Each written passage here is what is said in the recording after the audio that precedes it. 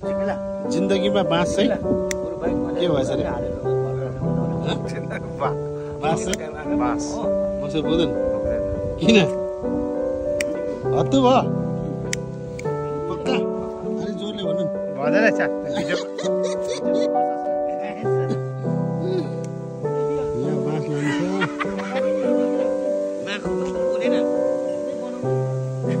पोल्यो केले पोल्यो जिंदगी एक सफर सुहाना है हैन टाइम छ दिनभरि बाँस बोक्यो अब सिरु आमाले बोकिरहेछ मेरो भाइहरूले पनि लाँदैछ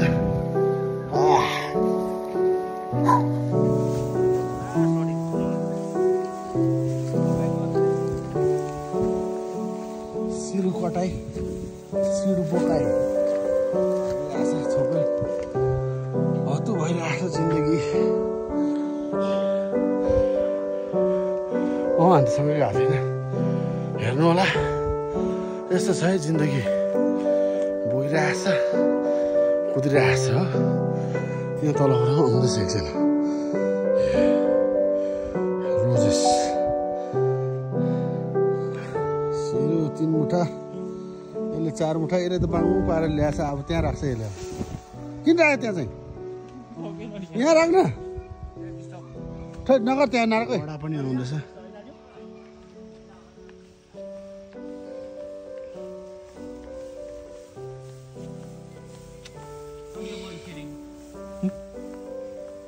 यता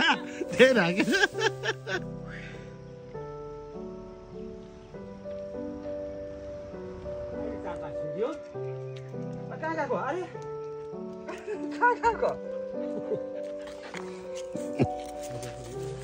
काम सघाउन आएको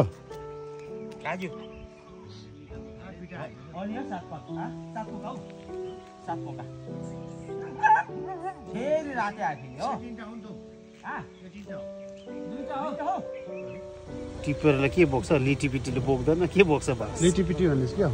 बाँस त बोक्दैन थियो कहाँ हो लिटीपिटी भन्ने चाहिँ के हो बाँस त बोक्नु सक्दैन थियो कहाँ लिटीपिटी के बोक्छ लिटीपिटीले चाहिँ बोक्दैन त्यो बुढो गाडी कहाँ बोक्छ अन्त ठुलो टाटाले पो बोक्छ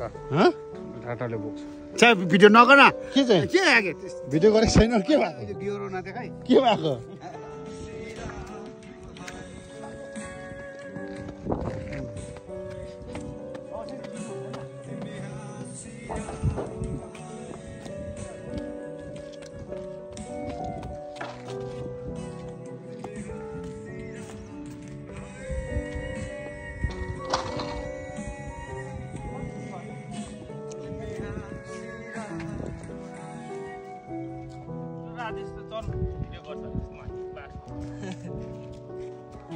जति लामो ल रिफ्रेसमेन्ट टाइम हो अहिले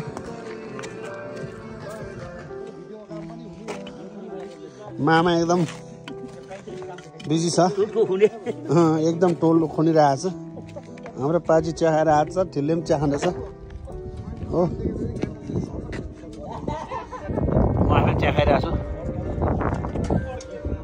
यहाँ छ ठिल्ले ठिल्लेको चाहिँ के हुन्छ अरे यहाँ स्टलमा लाफिङको स्टल हुन्छ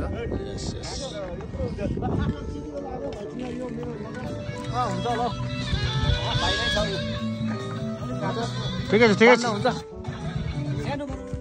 हाम्रो प्रोफेसर साहब पनि आएर हामीलाई सघाउनु हुँदैछ यहाँ